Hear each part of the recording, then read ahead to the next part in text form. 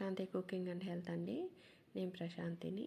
ఈరోజు వీడియోలో ఇంట్లో కూరగాయలు ఏం లేనప్పుడు పిల్లలకి లంచ్ బాక్స్ ఇవ్వాలి అన్నప్పుడు ఇలాగా 10 నిమిషాల్లో కోడిగుడ్డు వెల్లుల్లి కారం అండి. కారకారంగా భలే రుచిగా ఉంది. కడుపు నిండా తింటారండి, అంత రుచిగా ఉంది. మీరు కానీ ఒకసారి ఇలా ట్రై చేసేయండి.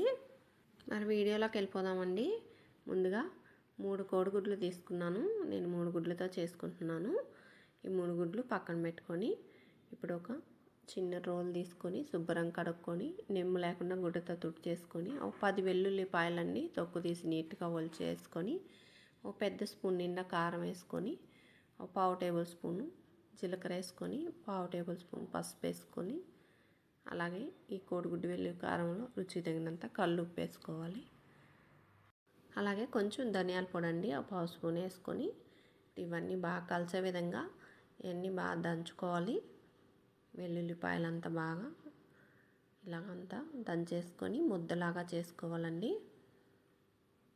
చూడండి ఇలా బాగా దంచుకొని ఇదంతా నీట్గా తీసేసుకోండి. ఇలా అంతా స్పూన్తో నీట్గా తీసుకొని ఒక గిన్నెలోకి తీసేసుకోండి. మీరు కావాలంటే మిక్సీలోనే వేసుకోవచ్చు, కానీ మనం దంచుకున్నంత టేస్ట్ మిక్సీలో అంత సరిగా రాదండి. మన వెల్లుల్లి కారం బాగా రుచిగా ఉంటుంది ఇలా చేసుకోవటం వల్ల. ఇలా అంతా నీట్గా తీసేసుకొని ఇది పక్కన పెట్టుకోండి.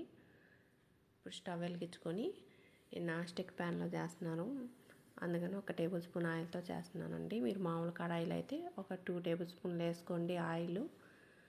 చూడండి 2 పచ్చిమిరపకాయలు కొంచెం పెద్ద ముక్కలు కట్ చేసి వేసాను. 2 ఆనియన్స్ అండి, అవి కానీ కొంచెం చిన్న ముక్కలు కట్ చేసి వేసుకొని ఇవన్నీ బాగా దోరగా వేపుకోవాలండి. కొంచెం కలర్ మారేంత వరకు ఉల్లిపాయల్ని బాగా వేపుకోండి.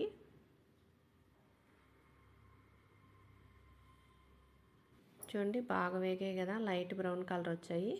ఇప్పుడు మనం తీసుకున్న 3 ఎగ్స్ ఇలా గిన్నెలో కొట్టి పోసుకొని ఈ విధంగా వేసుకోవాలండి. అన్నీ ఒకే దగ్గర కాకుండా ఇలా కొంచెం గ్యాప్ ఇచ్చి ఇలా వేసుకొని పైన మూత పెట్టేసి కొంచెం సేపు మగ్గనివ్వండి, కాస్త ఉడకద్ది. చూడండి ఇప్పుడు మూత తీసుకొని ఇలాగా 3 గుడ్లుగా వీడియోలో చూపిస్తున్నట్టుగా ఈ విధంగా అనుకొని ఇప్పుడు ఇవి మళ్ళీ తిప్పుకోండి.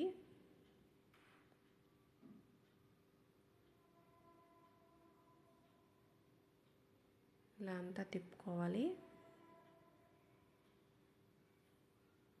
ఇలా ఎగ్ అంతా ఇలా తిప్పేసుకొని పైన మూత పెట్టుకొని ఇప్పుడు ఇంకొక 2 నిమిషాలు బాగా మగ్గనివ్వాలండి సిమ్లో పెట్టుకొని. ఇప్పుడు గెంటితో ఇదంతా ఒకసారి బాగా కలుపుకోవాలండి.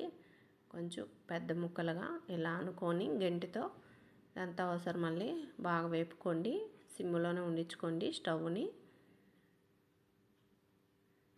ఈ విధంగా బాగా చూడండి ఎగ్ అంతా ఇలా బాగా వేపేసుకొని సైడ్కి అనుకోండి. ఎగ్ అంతా ఇలా మధ్యలో గ్యాప్ వచ్చే విధంగా ఇలా అనుకొని ఇప్పుడు 1 స్పూన్ ఆయిల్ వేసుకోండి.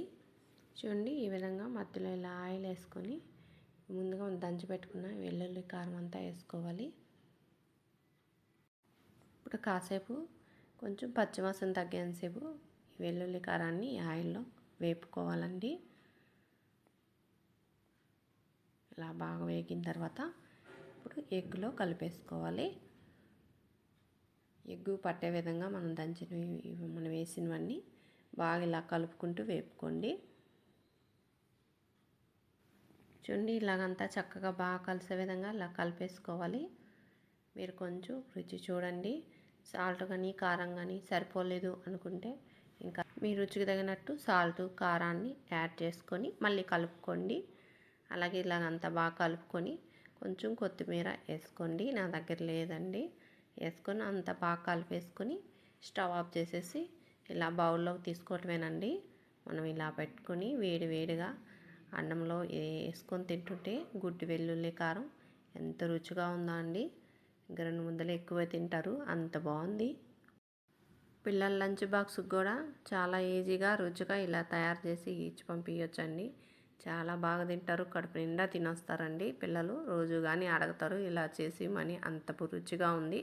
మీరు ట్రై చేసి మీకు ఎలాగొచ్చిందో కామెంట్ బాక్స్లో తెలియజేయండి.